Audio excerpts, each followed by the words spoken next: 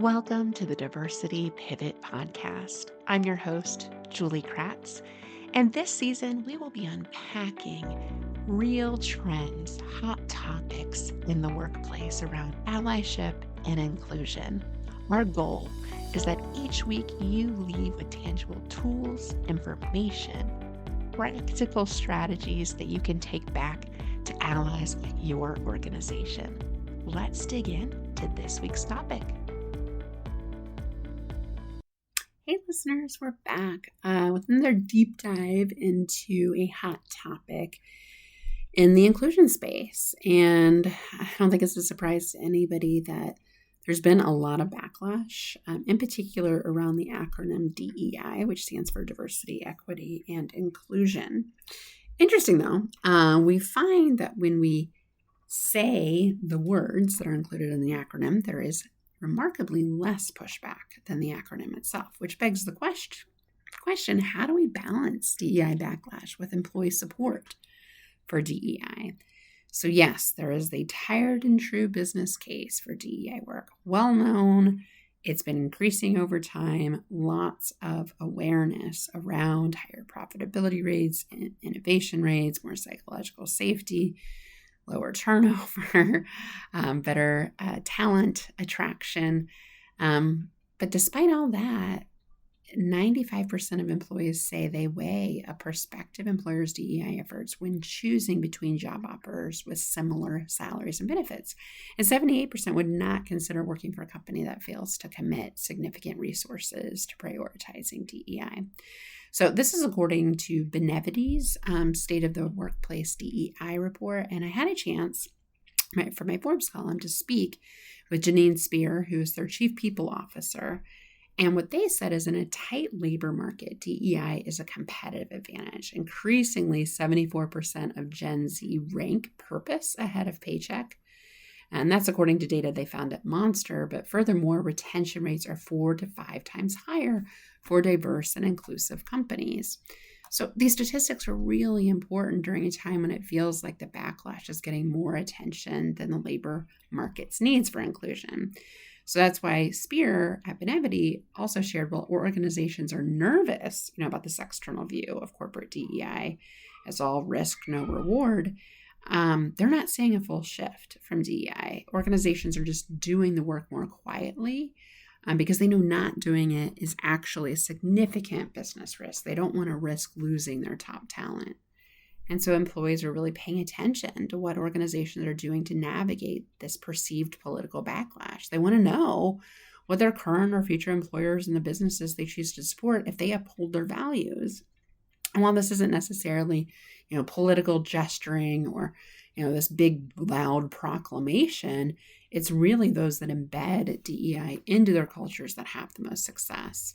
And there's a few ways you can do the embedding, right? So rather than singing from the rooftops, this is more of a quiet, slow drumbeat that just kind of continues over time. It's always there. It's always continuing to manifest into the culture.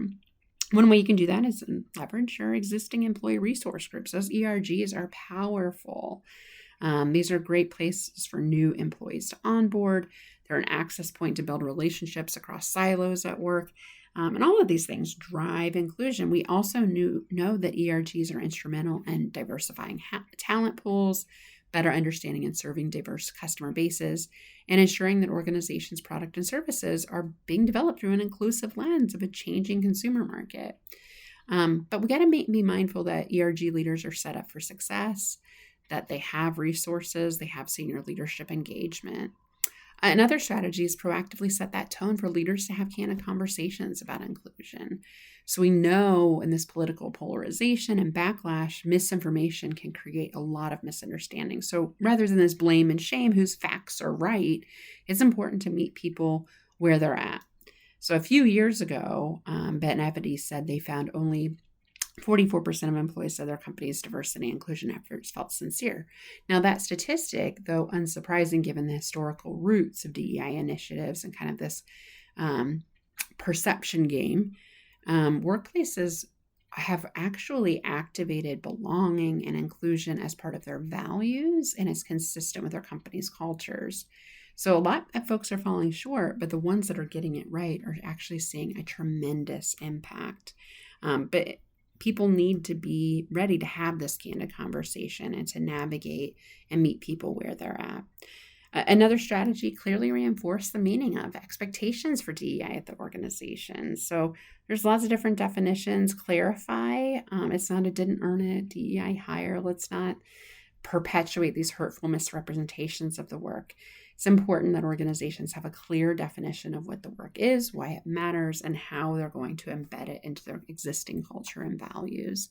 And then last strategy, but not least, that Benevity has in their report and in speaking with them is rather than having, this annual program or mandatory DEI training, we appreciate, a small dose approach. Sometimes we call that right sizing, where we're, doing newsletter content, cultural celebrations, learning management system content, think videos, workbooks, etc.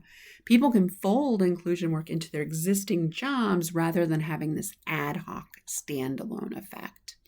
So we know this business case is strong. We know a lot of organizations are committed to this work. We know that employees expect this work, and we need to keep it front and center as we navigate some potential political headwinds. Thank you for listening to the Diversity Pivot podcast. My hope is that you walked away with a tangible tool, insight, or information that you can share with other allies on the journey. If you liked this week's episode, please leave us a review. Your feedback means a tremendous amount to us. We'll be back next week with another hot topic.